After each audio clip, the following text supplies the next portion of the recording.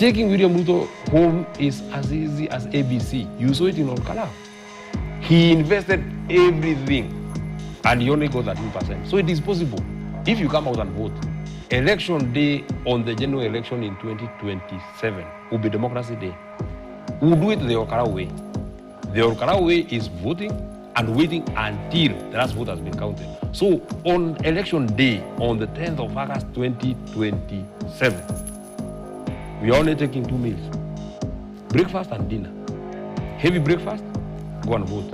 You stay at the polling station the whole day until the vote has been counted and it has been filled on the form 34A. That's the only time you can go home. We didn't have anybody that we had employed as security to go and guard the vote.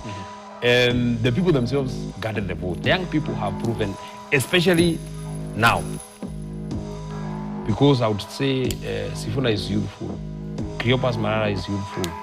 The young people have actually proven that they can actually not wait to be leaders of tomorrow. They can put efforts and be leaders now.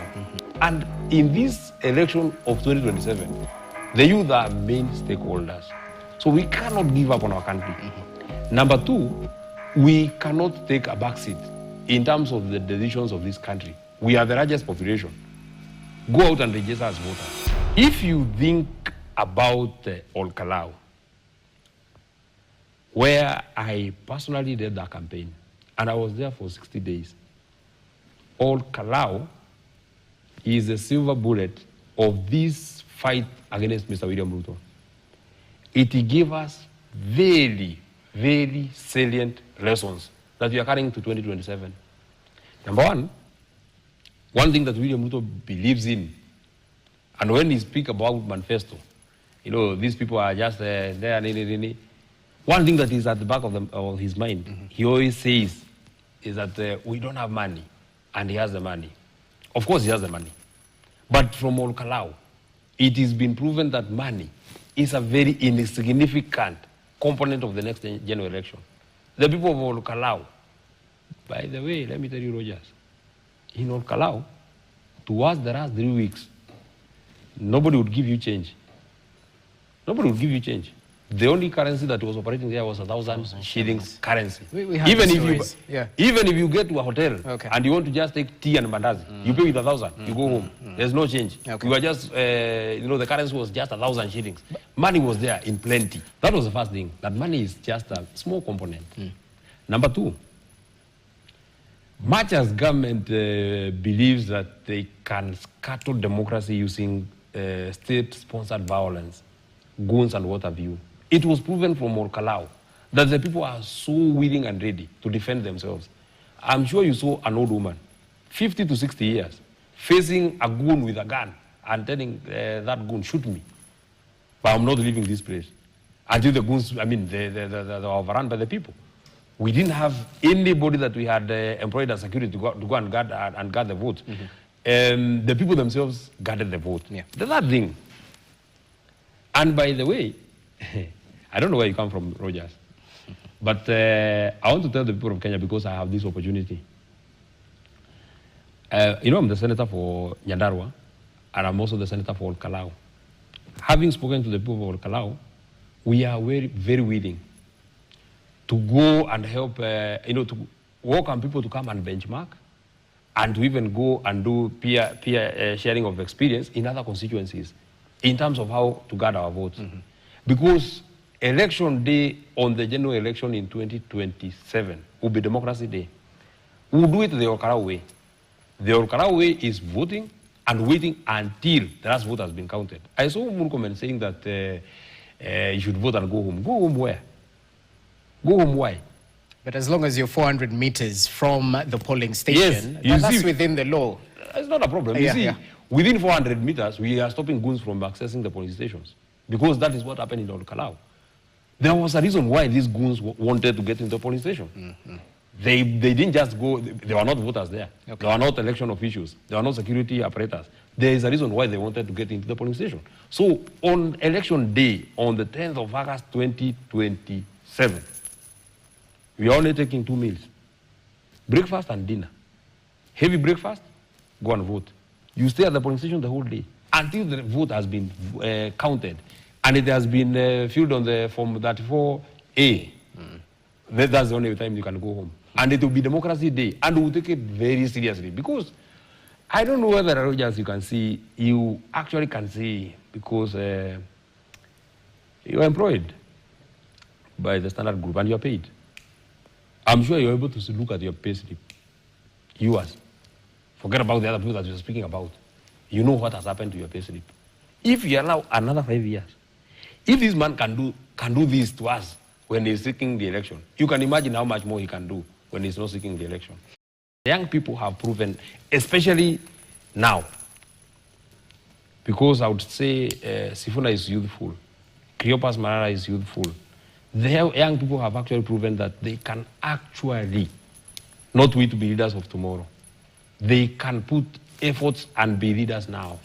I serve as the Secretary General of one of the largest parties that we have around, a young person. I'm very happy for Rigathi Gachagua giving me an opportunity to serve at this age. I want to encourage the young people. First, don't give up on your country. You have no attitude of giving up, because you live in this country longer. Yeah. You have a very huge future ahead of you. Now, if I'm 35 today, Oburu Odinga is 83. I have another 48 years to live before I get to the level, before I get to the age of Oburu Odinga. So I'll live in this country, if God gives me the same number of years, for another 48 years. So we cannot give up on our country. Number two, we cannot take a backseat in terms of the decisions of this country. We are the largest population. Go out and register as voters. Do not sit at home and complain that IDs are not being given. Follow, force your way, ensure that you get an ID, ensure that you register as a voter. You're only useful to the nation when you can be able to help us make certain decisions.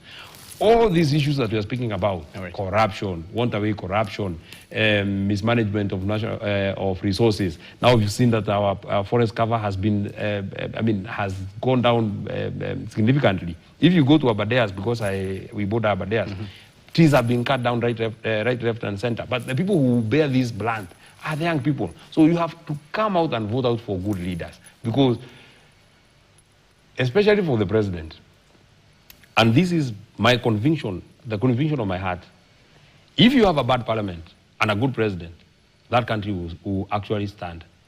But if you get a bad president and a good parliament, that country cannot stand. So you have to come out fast and make that very critical decision of getting a good president. And in this election of 2027, the youth are main stakeholders. They're not a myth. Others think they're a myth. It's not a voting block. If it were to be a myth, if it were to be a myth, look at the people who are now making even the bad decisions. The person who is taking this country down in terms of our security apparatus is Kipchumba Murkomen, who is youthful.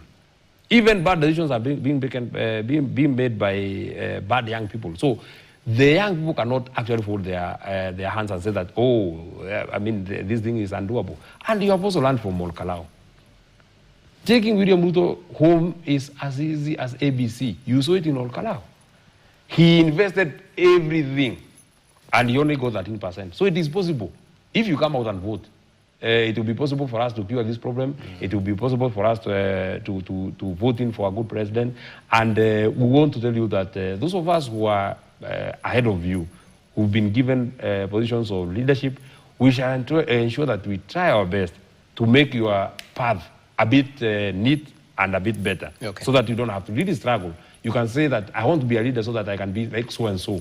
I want to be a leader so that I can be like so and so. And that's why we are putting our best foot forward, so that we can actually give the best to this nation. Definitely. And even as we try and cure the issue of voter apathy, especially amongst the youth, because when you look at 2022, there are more people who didn't vote than those who actually voted for the winning presidential candidate. So let's see how the cookie crumbles, as they say. Senator Methu, asante sana for your time.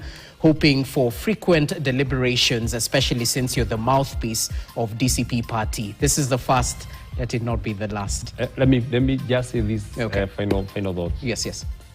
I want to really thank KTN and the Standard Group, because you've stood very firm, and despite extreme intimidation, you've proven that it is possible to be independent and report things as they are. and we shall continue. I hope you'll hold the same sentiment when we are calling you to account. When the shoe is on the other foot. With great power comes greater accountability. Asante sana, Senator. Thanks for your time. A fruitful, timely conversation. All the best as you continue with the campaign trail. Hope you'll have time for us as members of the Fourth Estate, because civic education at the end of the day is very important. I didn't even notice that it has been 1.5 hours. Asante. Time flies when you're having fun. Senator, asante sana. Thank you.